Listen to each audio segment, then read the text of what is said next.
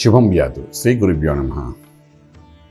మేషరాశి వారికి కొత్త సంవత్సరం 2024 జనవరి 1వ తారీఖు నుండి సంవత్సరం మొత్తం మీద ఆరంభం ఎలాగవుతుంది, కొత్త సంవత్సరం దాన్ని ఎలా లీడ్ చేయాలి, ఎలా ముందుకు వెళ్ళాలి అనే అంశాల మీద గ్రహాలు ఏ విధంగా అనుకూలిస్తున్నాయి, ఏ విధంగా ప్రతికూలిస్తున్నాయి, తీసుకోవాల్సిన చిన్న చిన్న జాగ్రత్తలు ఏంటి అనే విషయాన్ని మనం కొంచెం వివరంగా తెలుసుకోవడం ప్రయత్నించేద్దాం. మేషరాశికి జనవరి 1 మేము చూసుకునేసరికి గురు అనుగ్రహంతో ఉన్నారు. గురుడు అనే గ్రహం మేషరాశిలోనే ఉంది. అలాగే సస్యస్థానంలో కేతు ఉంటాడు. అష్టంలోని బుధుడు శుక్రుడు యొక్క ప్రభావం కనిపిస్తోంది. భాగ్యస్థానంలో కుజుడు ప్లస్ రవి, అలాగే లాభంలో శని, వ్యయంలో రాహు యొక్క ప్రభావం కనిపిస్తుంది. మేజర్గా సంవత్సరం అంతా మేషరాశి మీద ఎటువంటి గ్రహాల యొక్క ఇంపాక్ట్ పడుతున్న విషయానికి వచ్చినప్పుడు శనీశ్వరుడు ఎక్కడున్నాడు అక్కడ నుండి కదలడు, రాహు ఎక్కడున్నాడు అక్కడ నుండి కదలడు. అంటే రాహు మీనం నుండి కదలడు, శనీశ్వరుడు మనకు కుంభరాశి నుండి కదలడానికి అవకాశం లేదు. అలాగే గురుడు ఏప్రిల్ ఎండింగ్ అంటే మే 1వ తారీఖు నుండి సుమారుగా వేసుకుంటే పుష్కర సమయం ఉంటుంది. అప్పుడు మనకేంటంటే మేషరాశి నుండి వృషభానికి ప్రయత్నిస్తాడు. సో వీటిని దృష్టిలో పెట్టుకుని మనం ఏ విధంగా ఉంటున్న విషయానికి వస్తే, మేషరాశి వారు జనవరి నుండి ఏప్రిల్ ఎండింగ్ వరకు ఏ నిర్ణయం తీసుకున్నా అది లైఫ్ లాంగ్ ఉపయోగపడే నిర్ణయంగా ఉంటుంది.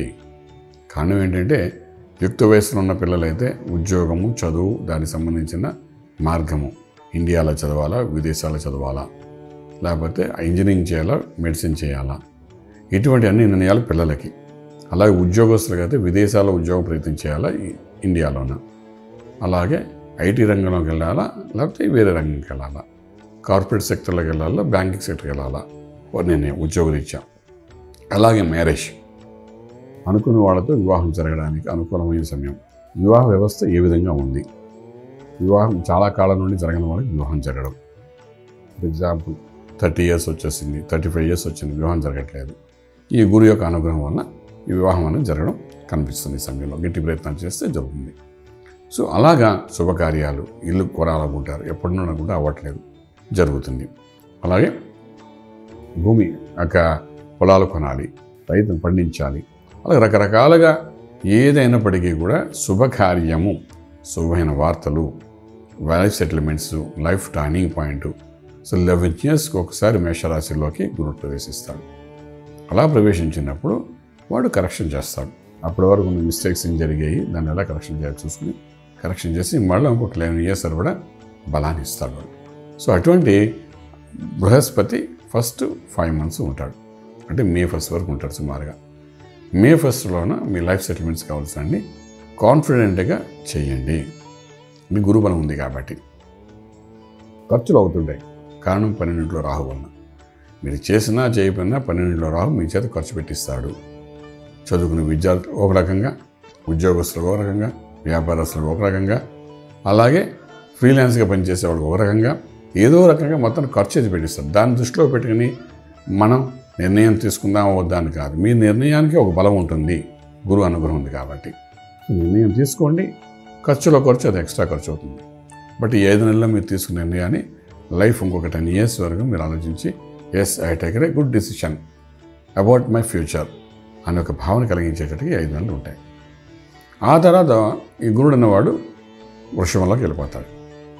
వెళ్ళిపోయినప్పుడు 12వ ఇంట్లో ఉన్న రాహు 11లో ఉంటుంది శనీశ్వరుడు.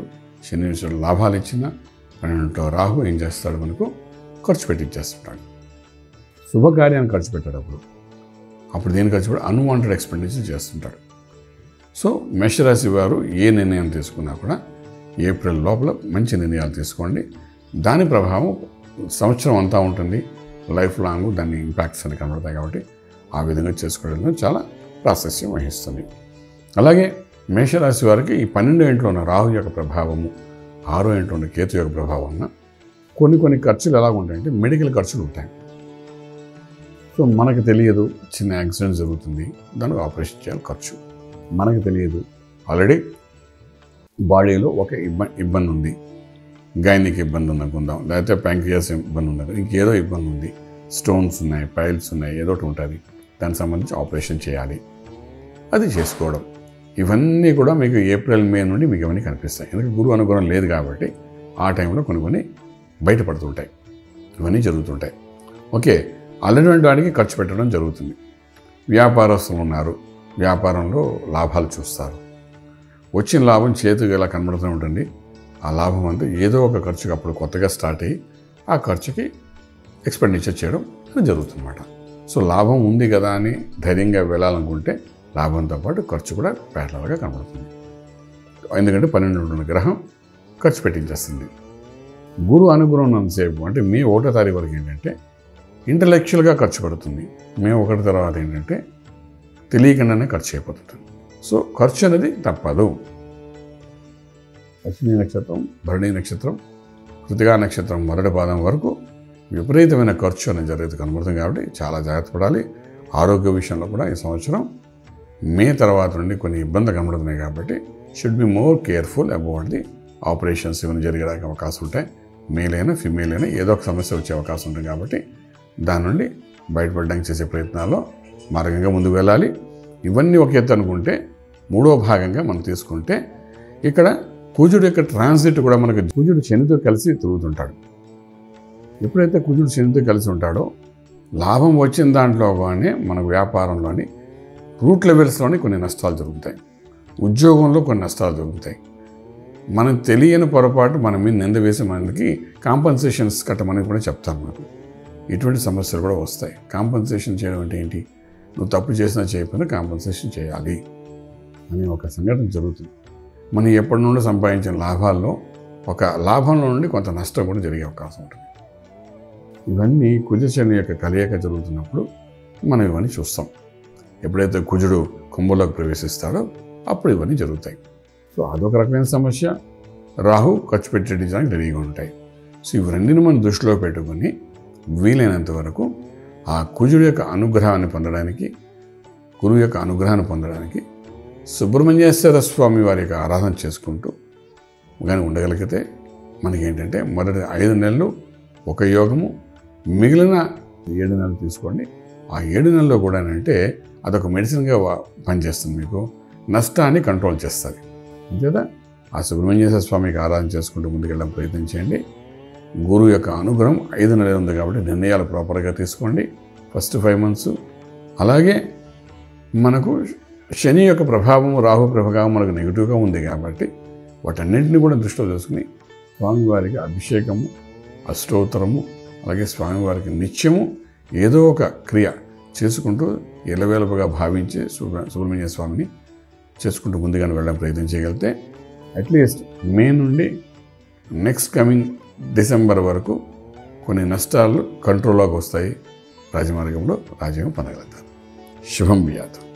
పూర్తి వివరాలకు సంప్రదించండి శ్రీ వేదమాత గాయత్రి జ్యోతిష్యాలయం, బ్రహ్మశ్రీ మంతా సూర్యనారాయణ శర్మ గారు, Srinilayam, first floor, 101, Sai Vaibhav layout, Chitrapuri colony పక్కన, కాజాగూడ, హైదరాబాద్ 500008. సంప్రదించవలసిన ఫోన్ నంబర్ 8855559147, 8855559148, 9849996644.